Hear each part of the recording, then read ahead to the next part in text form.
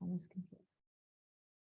Welcome, welcome, welcome to Tuesday's lunch lessons. It is November 8th. Can you believe 2022 is like almost El Gonzo? And today we're talking about these three questions, and that is, how can you tell the difference between a true clinical narcissist and someone who has narcissistic traits? I think they meant versus narcissistic traits, or uses narcissistic tactics to self-preserve due to their own child wounding. That's question number one. That's a really, really good one, right? Question number two is, what I'd like is the awareness to spot the kind, caring, fun people more quickly. And question number three is, do they start that way or do they evolve? Ladies, these are really, really good questions, and I am so excited to answer them for you and to give you clarity. So as always, I share with you that if you are a survivor of narcissistic abuse, then you understand that spotting people who don't have empathy is an important skill to foster. And I think it's a great topic for those who are recovering.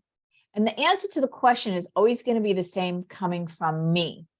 You must heal from the past narcissistic abuse that you've experienced, and then you will never attract a narcissistic partner again, period. It's that simple. But I'm not going to give you the answers that you could find if you just Google or, get the answer to the number one thing to solve your problem on Google or YouTube or whatever, right? Because there it is, you heal. And I understand that people put other things out there to kind of pull you in, right? They give you like tips and this and that, which is great. But I like to just share, like, you heal, you do the healing. You've got to face it. You've got to heal, right? You're going to get the answers, the real answers to questions like these that I share with you. All right. And so let's start. Let's begin with the first question, which is, how can you tell the difference between true clinical narcissist versus someone who has narcissistic traits or uses narcissistic tactics to self-preserve due to their own childhood woundings? Okay, the quick answer to this, and this goes along with everything when you're meeting somebody who's narcissistic. Do they show empathy for other people? Do they show empathy? Because a true narcissist lacks empathy. They literally cannot show empathy. But let's dive into this a little bit deeper. All right, because yes, due to childhood wounding, and also if you've been with a narcissist for a long time, you're bound to pick up narcissistic traits from that relationship, whether that was childhood growing up and it's your parents, or going from narcissistic parents to a narcissistic relationship. I'm still unraveling my narcissistic traits from childhood and being in a 22-year relationship. I can tell you, when I first came out of it, there was a lot to unravel. I didn't see it. I didn't see it until I started my healing process. When I started my healing and when I hired my first empowerment coach, that's when I started to see, oh, I'm acting like my ex. That's something that he would do, not me, right? Because so I started to differentiate, like, is this my behavior or is this his behavior? And unraveling all of that. Now, there's not that much left because I've been working on myself consistently since 2014. But I share that with you to let you know that there's going to be things in you that you've picked up from being raised by someone who is this way, or married or in a relationship with somebody like this, that you're going to have to unravel. And that's okay. That's okay. And so that's one of the ways that you can tell the difference between a true clinical narcissist, somebody who actually has the narcissistic personality disorder, versus somebody who acts this way due to their own childhood wounding. Notice it in you. Because the more that you unravel that in you, remember, everybody is a mirror to you. Your life outside of yourself is a mirror to you. Everything is mirroring to you how you feel inside.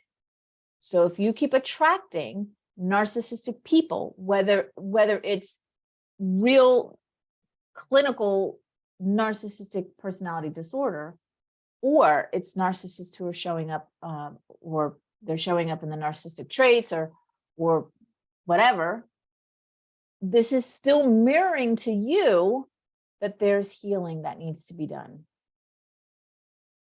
There's still healing. So we could look at it and go, this is such like a pain to constantly see what I'm attracting. When is it going to be over? I'm done with this. You could look at it that way, or you could look at it like, oh, thank you. That's what I need to work on. And if everybody just did that, instead of going into a victim mentality or feeling angry or frustrated, that why do I keep attracting these types of people? What's wrong with me? If everybody just said, oh, there's still more healing to be done. Okay, I'm going to work on that. First of all, can you feel the ease and the flow with those two scenarios? Can you feel that there's nothing wrong with you? There's nothing that needs to be fixed in you. There's just healing that needs to be done. And that's okay. So that's the two biggest things that I would say, how you can tell the difference between a true narcissist and someone who is, and the other thing is we all have childhood wounding. Every single one of us has childhood wounding. There's nobody who's escaped that. How do I know? Because we're human and we're on earth. That's how I know. Nobody has escaped some level of abuse growing up. Nobody. So there's going to be lots of people that show up that way. How do you react to it is the key. How are you reacting to this is the key. All right. Does that help? Let me know if that was helpful. If you got it, give me a thumbs up or something. Let me know. Let me know.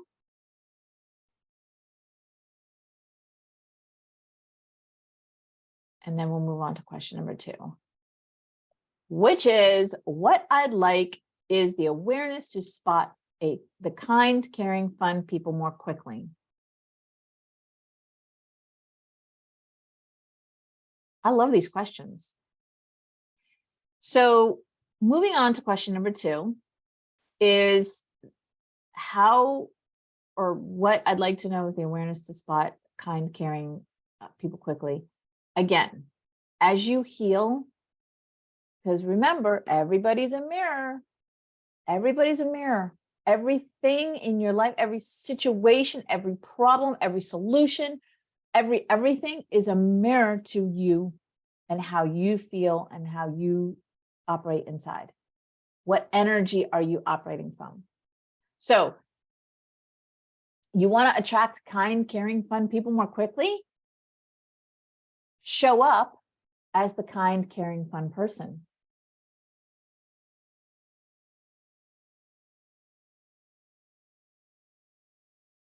Again, it's super simple. It's not complicated. Society wants to make it complicated. You know, people want to say you got to be in therapy for, no, you don't. You really don't.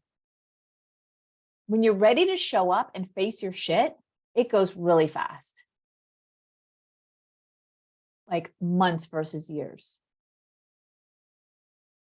Depends. Weeks versus months. I don't know. But you want the awareness to spot the kind, caring, fun people more quickly. Be the kind, caring, fun person. And you'll see that in every corner and everywhere, you're attracting kind, caring, fun people. That's just how it works. Everything's a mirror. Not complicated. It's not hard. It really isn't. It's that simple. Okay, let's move on to question number 3. Oh, I love this question. I get this question all the time. Do they start that way or do they evolve? So I'm going to explain this the best way I know how to share it with you so that you get it. Okay. The answer is, do they start off this way? No. Nobody starts off coming out. Think of a baby. Have you ever known a baby to come out and be, I'm holding a grudge against you, I'm never talking to you again? No, a baby comes out and just wants their basic needs met. Feed me, change me, love me. That's it. Babies just want their basic needs met. Feed me, change me, love me, right? Care for me. That's it. And they're demanding about having their basic needs met, aren't they? Because they will yell and scream when their basic needs are not met. Right? So no, they don't start off this way. The evilness of a narcissist, because in my view, they're evil. The evilness of the narcissist is a choice. It's an unconscious choice that a person makes due to the experiences, the abusive experiences that they've had growing up. So there's 2 ways that a narcissist evolves. One is picture an only child. Maybe the parents couldn't have kids and then they had a child and they were just so overjoyed with having a child. And so they put this child on a pedestal and they love this child so much, but they kind of overdid it with making the child the star of every family gathering, every reunion, every party, everything. The child could do no wrong. The child just put on this pedestal the child's entire life. The parents just doted over this child. You're the best, you're the greatest. Oh my God, Johnny got an A. Look at this, everybody. Which is a form of abuse. Nobody really talks about this, which is a form of abuse, because when you do this, and people don't realize they're doing this, right? They don't realize. This is not about blame or pointing fingers or going, you're an abusive parent. Because this is unconscious behavior.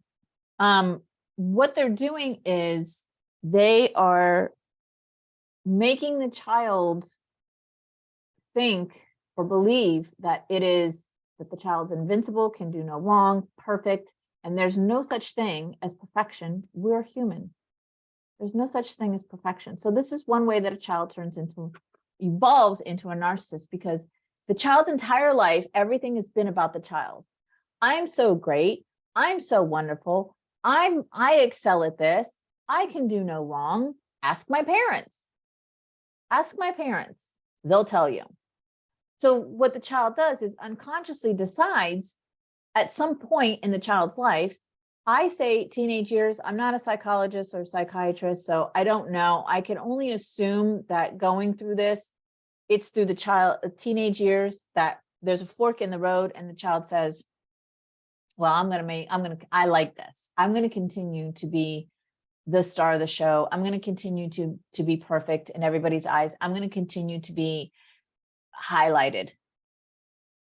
And so they choose that path, which turns into narcissism, right? Because narcissists, everything's about them. They can do no wrong. They either show up as the victim or the hero.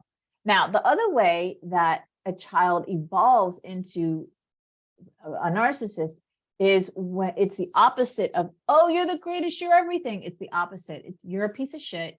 I'm going to neglect you. You're nothing.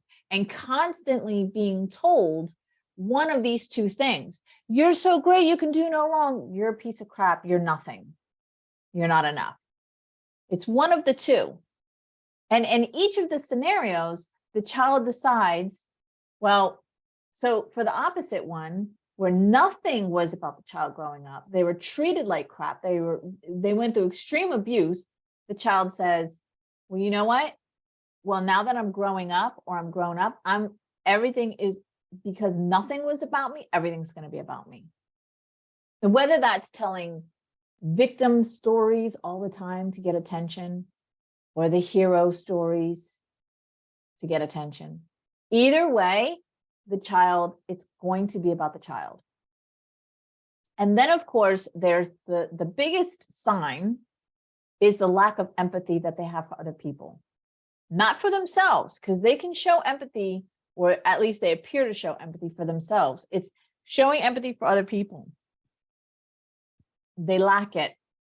They can't do it. They can pretend, but they can't do it. Like, do you ever watch the criminal shows?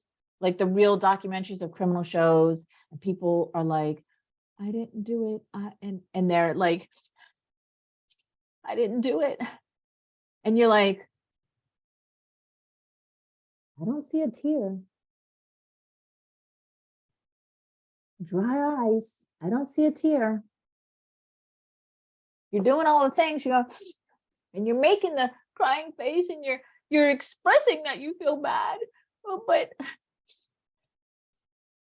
no tears. There's your sign.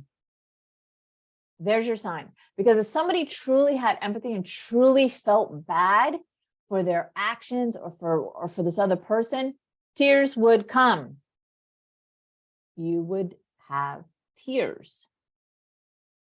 So because there's no tears, that's a dead giveaway. They're faking, they're pretending. You know, this was so long ago. It was a case in Florida. I can't even remember the names. It was a case in Florida where the mother and her boyfriend were saying that her little girl from somebody else, but the little girl that they had was missing. She was kidnapped.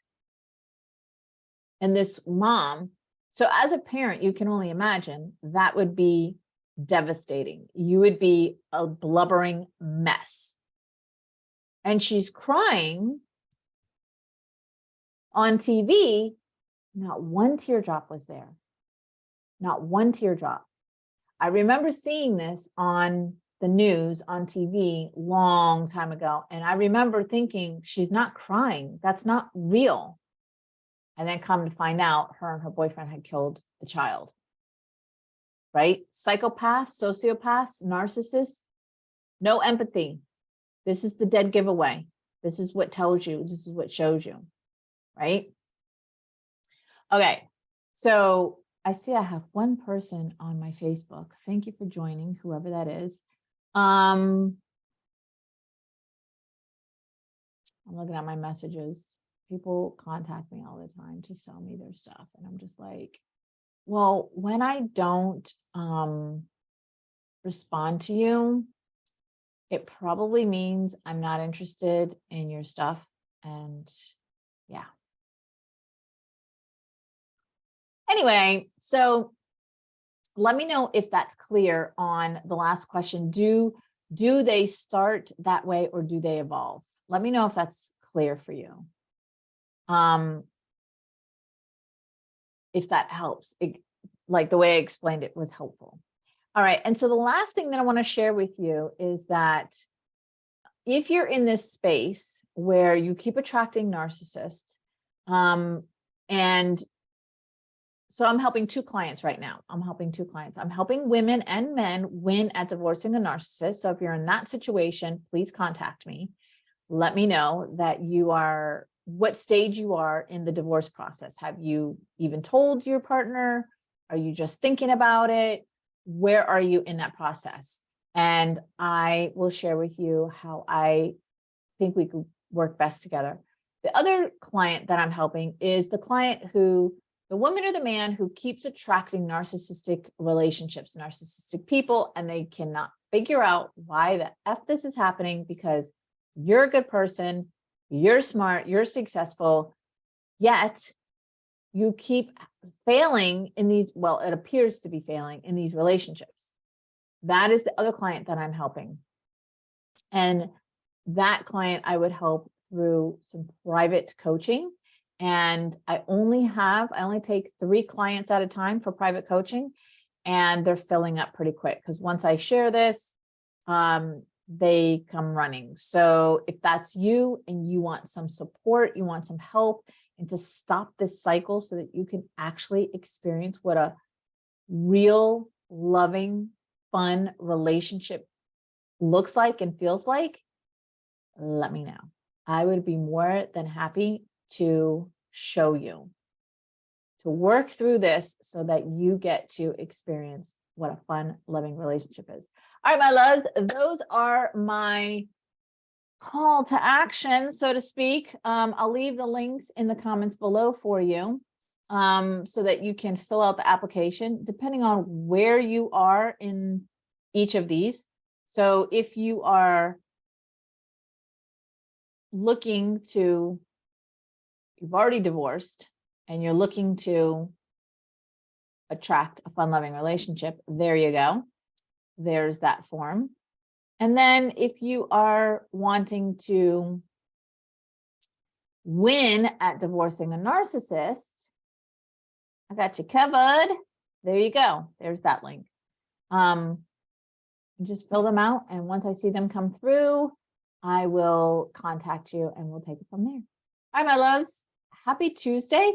Here's what we're going to cover next week. And as always, if you have any suggestions, please let me know. Ooh, I'm at the end of my questions, so I need some more questions. So here's the next 3 that I'll cover. Are they a narcissist in every situation and with everyone, or just their mate? Ooh, good question. How do you spot and avoid falling for their lies, manipulation before it's too late?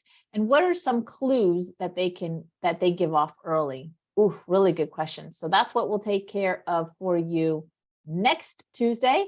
And of course, as always, if you have any suggestions, if you have any questions, you can leave it in the comments below on this thread or any of the Tuesday threads, or you can message me, whichever one works for you.